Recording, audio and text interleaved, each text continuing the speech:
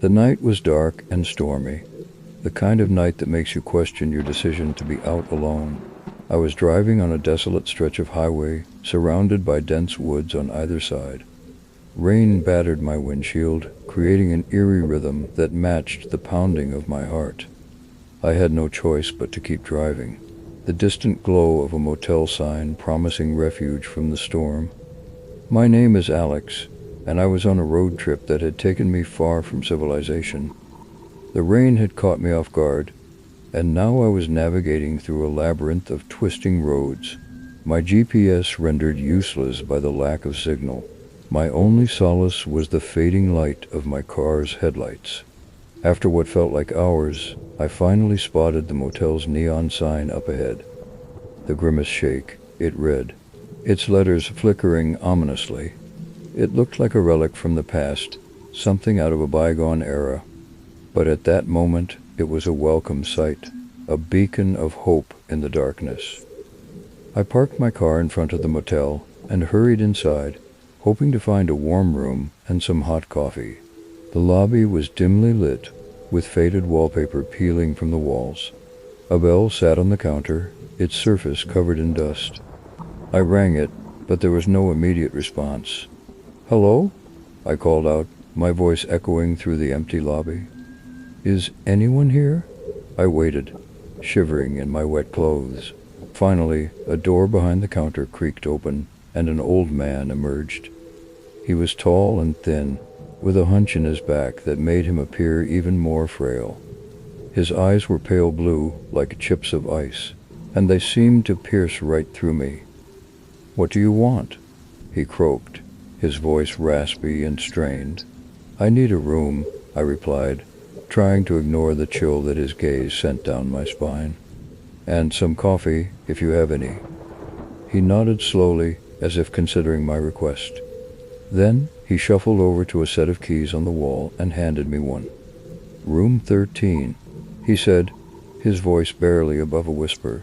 "Coffee's in the dining area. Don't expect anything fancy." I took the key and made my way down the dimly lit corridor. The air was heavy with the scent of mildew, and the carpet squished beneath my wet shoes. Room 13 was at the far end of the hallway, and as I approached it, I couldn't shake the feeling that something was off about this place. Inside the room, I found it to be as drab as the rest of the motel. The furniture was old and worn, and the curtains were threadbare. I turned on the dim bedside lamp and peeled off my wet clothes, shivering as the cold air hit my skin. I wrapped myself in a scratchy motel blanket and sat down on the edge of the bed, feeling a deep sense of unease settle over me. I decided to check out the dining area for that promised coffee. The hallway was just as creepy as before, the dim lighting casting long, eerie shadows on the walls. The dining area was a small room with a few mismatched tables and chairs. A coffee pot sat on a counter, and I poured myself a cup, desperate for warmth. As I sipped the coffee, I couldn't help but notice the silence that hung in the air, a suffocating stillness broken only by the sound of rain tapping on the windows. I was about to leave when I heard a soft, muffled whimper coming from a dark corner of the room. I cautiously approached the source of the sound and gasped when I saw a girl huddled there, her eyes wide with fear. She couldn't have been more than 15, and her clothes were torn and dirty. "What happened?" I asked, my heart pounding in my chest. They brought me here," she stammered, tears streaming down her face. "I don't know who they are, but they're not right." I felt a cold shiver run down my spine. "Who brought you here? Where are they now?" She shook her head, her voice barely above a whisper. "I don't know. They were wearing masks, twisted, grotesque masks. They locked me in here and told me not to make a sound. I knew I had to get her out of there. But I also knew that we were in the middle of nowhere, with no cell phone signal and no way to call for help. The storm outside had only intensified, as if nature itself was conspiring to keep us trapped in this eerie place. "We need to find a way out," I whispered to the girl. "Can you walk?" She nodded, and together we crept back into the hallway, trying to make as little noise as possible. I couldn't help but wonder about the old man at the front desk. Was he involved in this? And what about the motel's name, the Grimace Shake? It sounded like the stuff of nightmares. We moved silently down the corridor, our footsteps barely making a sound on the soggy carpet. But as we passed room 6, I couldn't resist the urge to glance inside. The room was empty, but what I saw froze the blood in my veins. The walls of the room were covered in disturbing paintings, each one depicting grotesque, contorted faces. Their eyes filled with anguish and despair. It was as if the very essence of horror had been captured on canvas. I tore my gaze away from the paintings and continued down the hallway, my heart pounding. We reached the lobby, and I peered around the corner to see if the old man was still there. But the front desk was empty, and the bell sat untouched. It was as if he had vanished into thin air. "We need to get out of here," I whispered to the girl. "We'll find a way to the nearest town and get help." We made our way to the exit, but as I reached for the door handle, a chilling voice echoed through the lobby, causing us both to freeze in terror. "Leaving so soon?" it said, dripping with malice. I turned slowly to see the old man standing there, his eyes now blazing with an unnatural intensity. He held a twisted mask in one hand, its features contorted into a nightmarish grin. "Who are you?" I demanded, my voice trembling. He chuckled, a sound that sent shivers down my spine. "I am the keeper of this place, the guardian of its secrets. You were never meant to leave." With a sudden burst of energy, the girl and I pushed through the exit and ran out into the storm. Rain lashed at our faces, and thunder rumbled ominously overhead. We sprinted through the woods, branches scratching at our skin, our hearts pounding with fear. But no matter how fast we ran, it seemed as though we were going in circles. The woods around us were an endless maze, and no matter which direction we took, we always ended up back at the motel.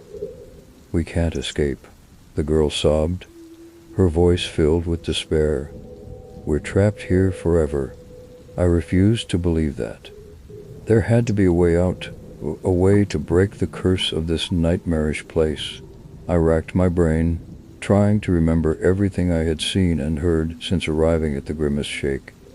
And then it hit me, the paintings in room 6. They held the key to our escape.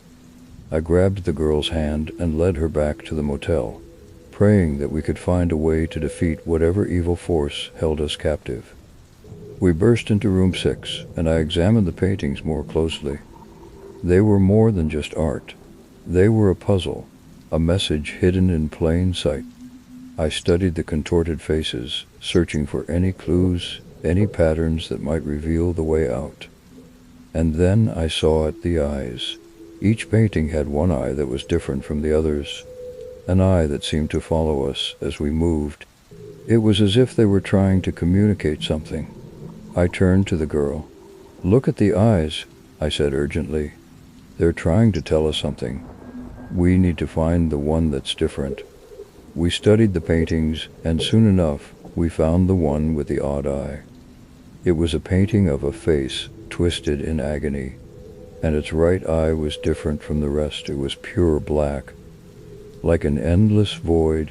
I reached out and pressed my hand against the eye, and to my surprise, it sank into the canvas, as if passing through a barrier.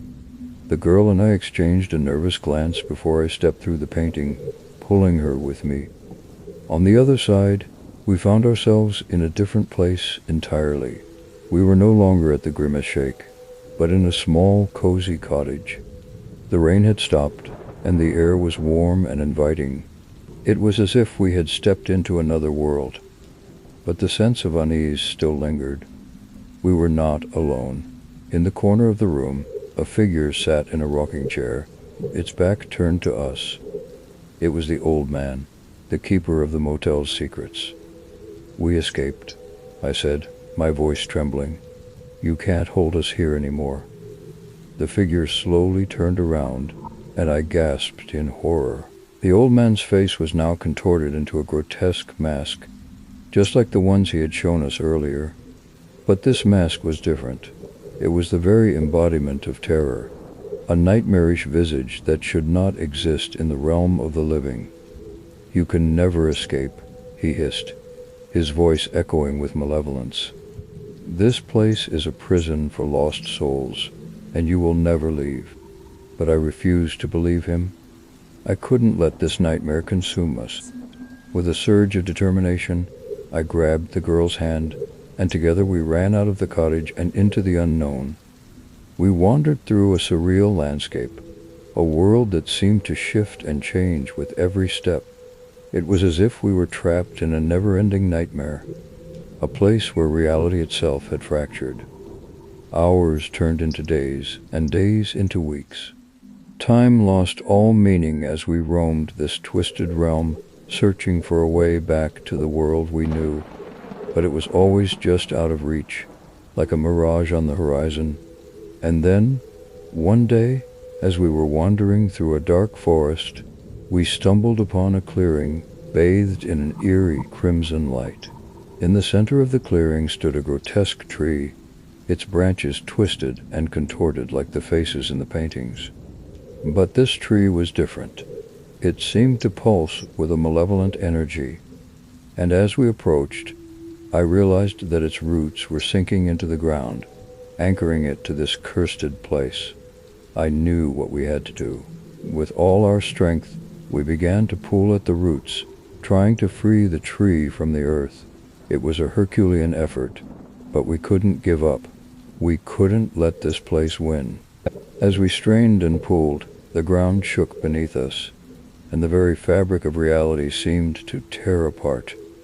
The tree let out an otherworldly scream, a sound that filled the air with anguish and despair. And then, with a final, desperate yank, we tore the tree free from the ground.